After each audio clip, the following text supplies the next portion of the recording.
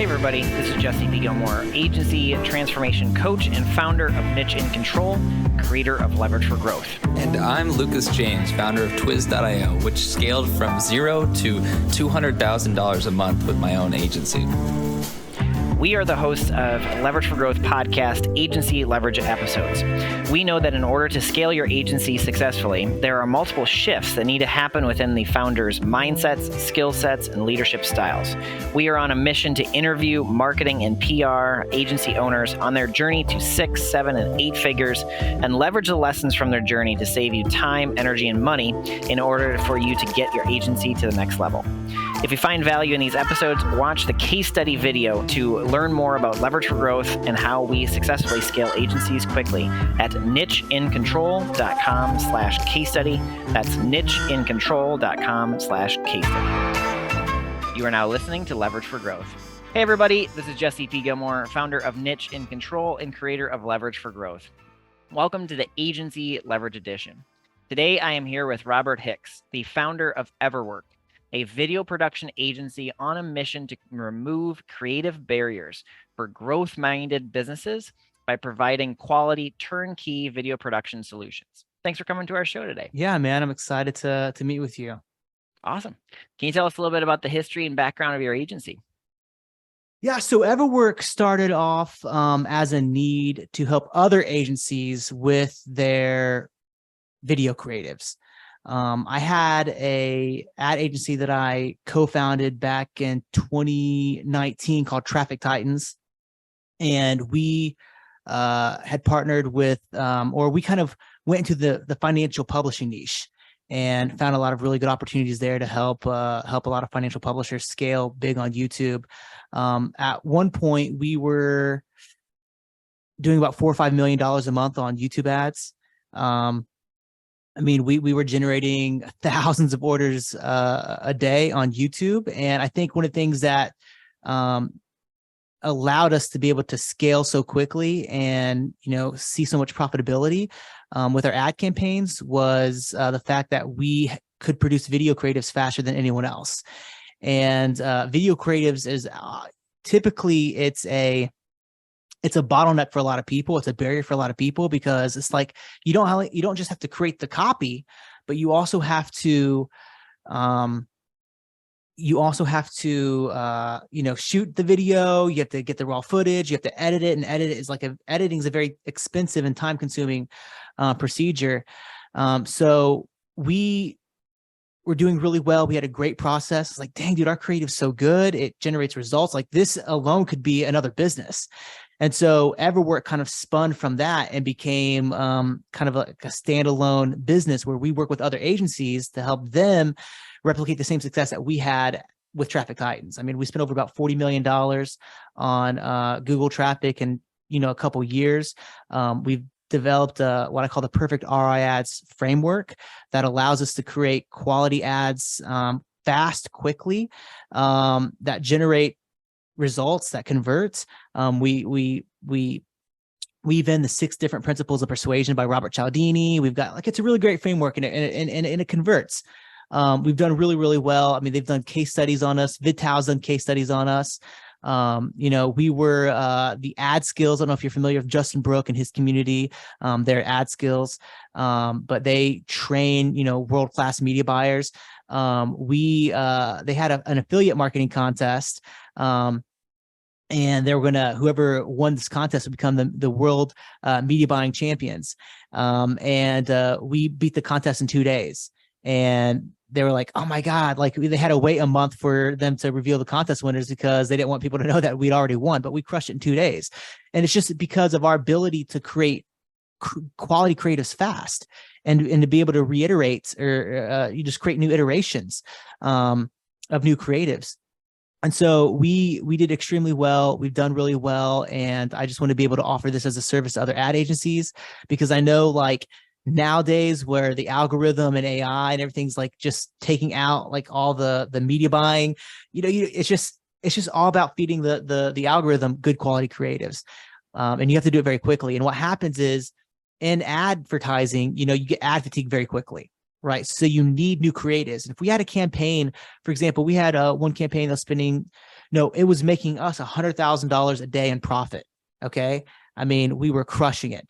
And then we started getting ad fatigue, and it comes on pretty quickly. And we went from 100,000 to 50,000 to 30,000, right? So if I could say, hey, look, I was making $100,000 a day in profit, but now I'm at 30,000 days of profit, or maybe I'm even losing money. Okay. I need new ad creatives quickly. If it takes me 2 weeks to get new ad creatives, well, if the difference there is 70 grand, well, what's 70,000 times 14? That's how much money I'm losing, right? So if I can get new ad creatives in the pipeline, if I can have new ad creatives produced, submitted today, delivered to me tomorrow, and I can get my ad accounts back to, the spin that they were at, well, then I didn't lose all that money. You see what I'm saying? Like I'm continuing to collect money, right? And so, and that's kind of, the history of Everwork. And, that's what we try to help other ad agencies resolve. We know it's expensive. We know it's time consuming. We know it's hard to find good quality video editors. And so we try to, resolve all those issues for you. Oh, I love it. I love how you talked about Everwork being born. It was born from this kind of need and being able to see the success in a whole another venture. What have you kind of learned over the last couple? How long has Everwork been in existence? It's a young company. I think that we filed the paperwork to become a limited liability company in January of 2021. So, right on. I'm sorry, January of 2022. So about a year and a half now. Awesome. Yeah. And you were able to leverage some of your previous agency experience into this one. What have you kind of learned over the last year with Everwork and within the agency kind of experience that you would pass on to somebody that might be earlier in their journey, maybe like 1 or 2 steps before where you are right now? What advice would you give them? So in respect to, when you ask this question, are you asking it in like, what's the goal? What are we trying to accomplish here? Are we trying to get more clients? Are we trying to get better results for our clients? Like, help me understand. Yeah, the majority of our agents, our audience is like kind of like 6-figure agencies trying to get to 7 figures. They're trying to figure out how to maybe get everything out of their head into systems, procedures, duplicate themselves, grow a team, and ultimately get to that. Yeah. So, I have a lot I can talk about on the subject. I think when I first started my first ad agency started off, it was called IndieView Media, and it was like a local ad agency, and we'd work with like local businesses, mom and pop businesses. And I'm from a small rural part of Kentucky called Somerset, and we might have, we have a handful of businesses. Most of them are just living paycheck to paycheck, just like most of everyone else. And, you talk to them about, spending $500 a month on advertising. And it was like, holy shit, that's a lot of money for them. And, you might charge, $1,000 a month for your fee. And then they'd only want to spend $500 a month in advertising. And it's like, it doesn't make sense. Like, you're paying me $1,000, but you're only spending $500, in advertising. Like, it doesn't make sense. Right. So I think the first step is, I always like to do reverse math, right? So if you're trying to get to 6 figures, that's around $8,000 a month. So you need 8 clients paying you $1,000 a month, or you need 4 clients paying you $2,000 a month. Now, if you're kind of a low 6-figure ad agency, you're not really an ad agency. You're just a solopreneur, right? You're doing everything yourself, right? You need to take a profit. You need to make a lot more money. Okay. And what happens is a lot of people fall in a trap where, they're making $8,000 a month, but they're spending everything that they make. And they're not reinvesting it into the business to grow their business. And so I think you need to be smart about how you spend your money, or how much money that you take. If you could have a 6-figure ad agency in addition to another stream of income, like your job, I'd keep your job and continue to grow the agency, and figure out ways to make more money, right? It's very, very difficult if you're competing on price. I think that you have to, for me, like, for the big thing that took me from 6 figures to 7 figures was really figuring out like what our niche is going to be. Okay. And I'm like, hey, we need at least $10,000 a client. If I'm trying to get to 7 figures, remember, if I'm trying to get to 6 figures, I need 8 clients paying me $1,000 a month. Right. So if I'm trying to get to 7 figures, I need 8 clients paying me $10,000 plus a month, right? So I started looking at like, okay, who the hell can afford to pay me $10,000 a month? Okay. And who can I get good returns for? And where can I find opportunities that aren't flooded?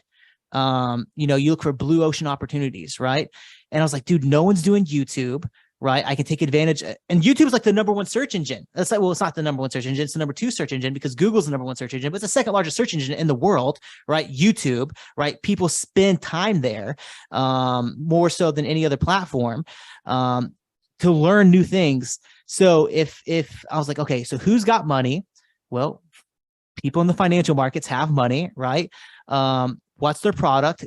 Can they spend 10K a month? Yeah, they can spend 10K a month easily. So we started creating content around trying to how we can help other financial marketers or not financial marketers, but financial publishing companies. We landed a few clients, and pretty soon, I mean, it really took us 2 or 3 clients for us to go to, we skipped 7 figures and went straight to 8 figures within like a few months, right? Because I was taking exactly what I was doing, and I was, when you're a 6-figure company and you're working with these low-level clients, these brick and mortar stores, and you're busting your ass. I mean, it's the same stuff that you're doing for them that you're doing for the 7-8-figure clients, right? They just have more money and more capital put behind the ad campaigns. And because they have more money and more capital put behind the ad campaigns, you have more resources at your disposal to actually generate them results, right? Mm-hmm. Where it's a struggle for, smaller companies. So I think the first step is, identify a profitable niche that can afford your product, think about, personal injury attorneys, like they can spend money, right? 5K a month is not a lot of money for them. A lot of them spend, a lot of big ones, if you can get a big one that's spending $1 million a month, and those exist, and you're getting a 15%, cut of that, you're making 150 grand a month. Boom. Now 1 client, you're an 8-figure or a 7-figure, ad agency, right? And now you've got money where you can pay yourself extremely well. And then also you can build a team to support you. When it comes to building a team, I thought a lot of this was bullshit when I first started, because I've always kind of had this mindset, like we got to work harder than everyone else. And, it's all about grit and tenacity. And that's true. But you can't grow a business to 7 or 8 figures by yourself, right? You need other people to do it. And they don't care about the company as much as you do, because they don't have as much vested in it as you do. They don't have as much skin in the game as you do, right? So you have to find a way to really kind of generate systems and processes so that you can take B players, C players, and have them come into your organization and get A player results, right? And the more that you can kind of niche in and do that, for example, when I had my first 6-figure business, we would do anything for anybody. So, yeah, you're a restaurant. Yeah, we'll do stuff for you. Oh yeah, you are a houseboat manufacturer. Yeah, we'll do stuff for you. Oh yeah, you're a bank. We'll do stuff for you. Well, the problem is if I had a fire start over here, now I'm putting all my energy and effort to put out that fire, but then a fire will start over here, right? Whereas when you niche in, you put out 1 fire, it solves all the future fires for every other client down the road, right? And then, what works for an insurance company doesn't work for a restaurant. What works for a restaurant doesn't work for, a houseboat manufacturer, right? They're all different, right? But if you find something that works for, 1 client and 1 niche, then you have a repeatable process that you can bring to all these other clients. And that allows you to generate results that, generate wins for your clients, because you're getting paid to make them money. But then also that allows you to build systems and processes that are replicatable, that you can hire someone with 0 experience, and in 30 days, having them, continue to do that process over and over and over again, copy, paste, right? Talk about scalability, so that you don't have to be so involved in your business that you can have other people do the work for you. Right. And so when I say to get to 6 figures, it's you kind of doing everything for everybody. To get to 7 figures, it's doing 1 thing for 1 client. And then to get to 8 figures, it's doing multiple things for 1 client, or taking that same process that you developed for that 1 client and going into different industries. And that will kind of get you to 8 figures. And there's kind of different things to kind of consider there. But I'd say one of the greatest books that you can read to help you transition from 6 to 7 figures is going to be a book by Gene Wickman called Traction. He teaches something called the Entrepreneur Operating System, or EOS, and it teaches you how to build a dream team, right? The first thing you have to do when building a dream team, you have to first of all, you have to know what your vision is. Where's this company going, right? Because people, they follow leaders, but they follow a vision too, right? And you have to sell people on that vision. So where are you going? If you don't know where you're going, then why would people follow you? So you have to know what your vision is. The second thing is you have to establish your core values, okay? Very, very, very important to have your core values. And to me, when I first got started, again, I came from this kind of hustle, kind of grit kind of background, okay? Your core values are so important because you need people who are going to help you move in that direction. And if you have people that share different values, like I said, we're all on a boat and we're all moving towards, the same direction, towards our vision. Well, if you have other people with conflicting values, they're going to slow you down. They're going to be, rowing in the opposite direction, and it will destabilize your company. When we first got started, I was hiring people, because I liked them, or because, they had the skill sets that I needed, and it actually backfired on me. I remember hiring someone who did not share our core values. And in fact, I didn't even know what core values were at this point. I was hiring team members. It's like, dude, we have people here that are thriving, that are doing great. We're having people over here that are just full of negativity, and they can't get any wins. Yep. And I was like, man, what's the difference? And then the people that are negative are starting to have a negative influence on the people that are positive. And then all of our results are starting to go down. So I started thinking, and our company was called Traffic Titans. I was like, man, what traits do like these superstars have in our organization that the other ones don't? And I started writing them down. And I was like, oh, they have these 8 traits. And I called them the 8 traits of a Titan. Well, those are core values. Okay. Yep. And there's a verse from the Bible, I think it's from Galatians, but it says yeast works its way through dough very quickly, right? So if you have any toxic or any negativity or someone with conflicting values in your organization, they will start to have a negative impact on everyone else. And I realized there are some toxic individuals, and I don't even want to call them toxic because I think they're great people. They just had a different vision than I did, right? Mm-hmm. And they're kind of moving us in the opposite direction. They're probably great people. They'd probably be, a better fit somewhere else. They'd probably thrive somewhere else, but in our organization, They weren't a great fit.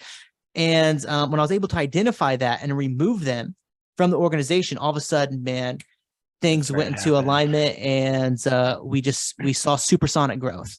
Yep.